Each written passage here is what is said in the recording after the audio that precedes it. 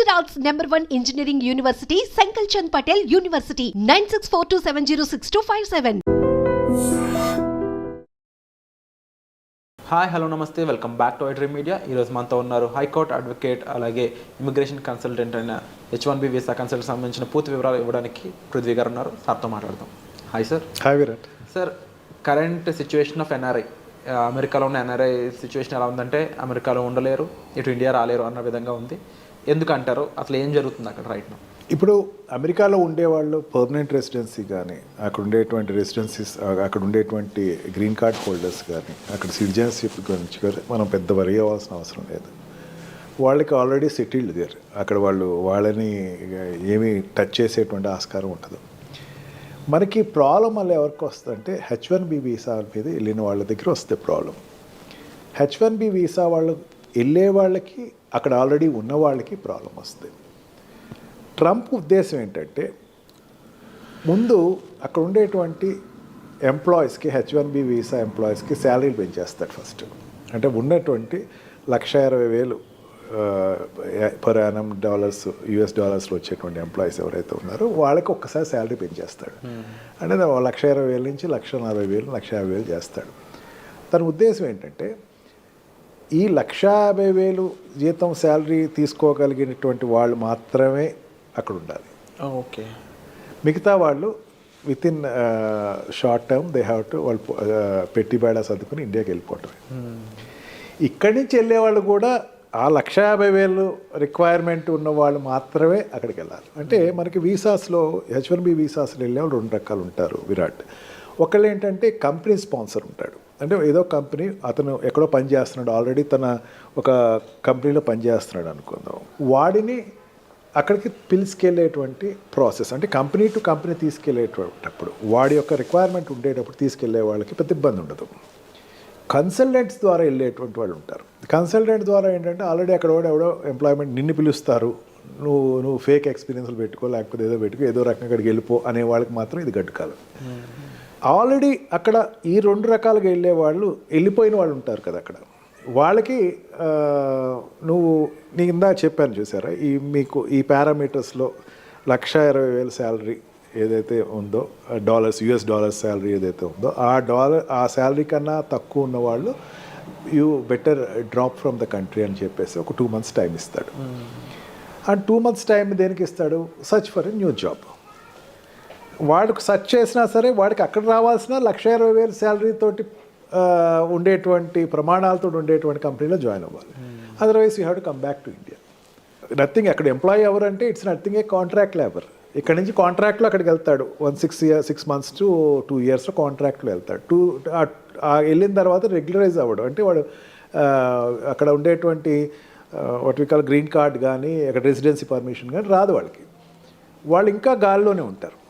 అసలు residency permission రావాల్సిన వాళ్ళు ఇంకా 60 లక్షల మంది ఉన్నారట అక్కడ. ఇంకా 60 లక్షల మంది ఉన్నారు. ఓకే. వీళ్ళందరికీ ఎప్పుడు రాను, వాళ్ళు 3 phases వైజ్గా వస్తుంది. వాళ్ళకి ఫేస్ వైజ్గా రావాల్సి ఎప్పుడు వచ్చిన వీళ్ళకి, I'm not talking about Indians, world వైజ్గా ఉండేటువంటి అక్కడ US లో ఉన్న వాళ్ళు 60 లక్షల మంది. వీళ్ళందరికీ రావాలి. అక్కడ ఉండే గ్రీన్ కార్డ్ రావాలి. గ్రీన్ కార్డ్ తర్వాత సిటిజన్షిప్ అప్లై చేసుకుంటారు. గ్రీన్ కార్డ్ రాకుండా ఉండి H1B వీసా మీద ఉన్నవాళ్ళు అక్కడ ఉన్నవాళ్ళు, వాళ్ళలో చాలామంది లెస్ దాన్ $1,20,000 మాత్రమే ఉన్నవాళ్ళు ఉన్నారు. $1,60,000 పైన ఉండేటువంటి వాళ్ళు జనరల్గా సాఫ్ట్వేర్ కంపెనీలో ఉండేవాళ్ళు. మనకి ఏంటంటే సాఫ్ట్వేర్ కంపెనీ ఒకటే అనుకుంటే కనపడతాయి, ఇంకా చాలా సెక్టర్స్ ఉంటాయి. ఆ సెక్టర్స్లో ఉండేవి అక్కడ ఆల్రెడీ US లో లాంచ్ అయిన వాళ్ళు ఉన్నారు. వాళ్ళందరూ కూడా $1,60,000 పైన శాలరీ ఉన్న వాళ్ళు మాత్రమే ఇక్కడ ఉంటారు. వాళ్ళకి $1,40,000 చేసేస్తాడు, గ్రాండ్గా చేస్తాడు. ఫస్ట్ $1,40,000 చేసి ఈ $1,40,000కి వాడికి ఇన్పుట్ ఉన్న వాళ్ళు మాత్రమే తీసుకోండి, ఇలాగే తీసుకోవద్దు. ఓకే. మెయిన్ కారణం ఏంటి? నా దేశీయస్తులు అక్కడ ప్లేస్ అవ్వాలి. అంటే అక్కడ జనరల్గా అక్కడికి వెళ్ళే వాళ్ళు అక్కడ ఉండే వాళ్ళతో కాంపిటేటర్స్ అవుతారు. $1,20,000 శాలరీ అండి, $1,20,000 శాలరీ కన్నా తక్కువ ఉండేవాడు అక్కడ ఆల్రెడీ దొరికేస్తున్నాడు. వాడితో వీడి కాంపిటేటర్. నిన్ను తీసుకోవాలంటే నీకు ఎక్స్ట్రా టాలెంట్ ఉండాలి. నీ పర్సనాలిటీ నువ్వు ఎంబోర్డ్ చేసుకోవాలంటే నీకు you must be an extraordinary person for US.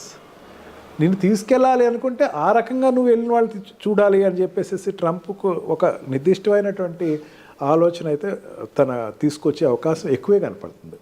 ఈ రకంగా చూసుకుంటే వెళ్ళే వాళ్ళకి ఆల్రెడీ ఎగ్జిస్టింగ్ ఉన్న వాళ్ళకి కూడా కొంచెం ఇబ్బందులు అయితే ఖచ్చితంగా ఉంటుంది. బట్ ఒకటి నా స్ట్రాంగ్ ఫీలింగ్ ఏంటంటే మన ప్రైమ్ మినిస్టర్ తోటి ఆయన మంచి రిలేషన్షిప్ ఉంది. Of course. అని చైనాకున్న వ్యతిరేకత ఇక్కడ టార్గెట్ అంతా కూడా చైనా వాళ్ళ మీద ఎక్కువ టార్గెట్ ఉంది, కానీ ఇండియన్స్ మీద అంత ఎక్కువ టార్గెట్ అతనికి లేదు. ఓకే. ఖచ్చితంగా లీజర్ పీరియడ్స్ ఏదైనా ఉంటే పెంచవచ్చు. అండ్ ఈ what we call for example ఇప్పుడు ఎకానమికల్గా చూసుకుందాం. ఎకానమికల్గా చూసుకుంటే అక్కడ ఇంపోర్ట్స్ ఏదైతే ఉన్నాయో చైనా నుంచి వచ్చేటువంటి ఇంపోర్ట్స్ని 60% ట్యాక్స్ పెంచే అవకాశం ఉందన్నాడు. అంటే చైనా నుంచి ఇంపోర్ట్ అయ్యేటువంటి వస్తువులన్నిటినీ కూడా ట్యాక్స్ పెంచే అవకాశం ఉంది. ఇప్పుడు అమెరికాలో ఎక్కువ చైనా గూడ్స్ దొరుకుతాయి మనకి. ఆ గూడ్స్ అన్నిటినీ 60% ట్యాక్స్ పెంచేస్తున్నాడు, ఎందుకంటే డిస్కరేజ్ చేయటం కోసం అని చెప్పేసి తనకి మెయిన్ ఉద్దేశం అది. ఈ రకంగా ప్రతి సెక్టర్స్లోనూ అతనికి ఈ చైనాని ఎంత డిస్కరేజ్ చేయాలి అని ఉంది. He got good friendship with Indian prime minister.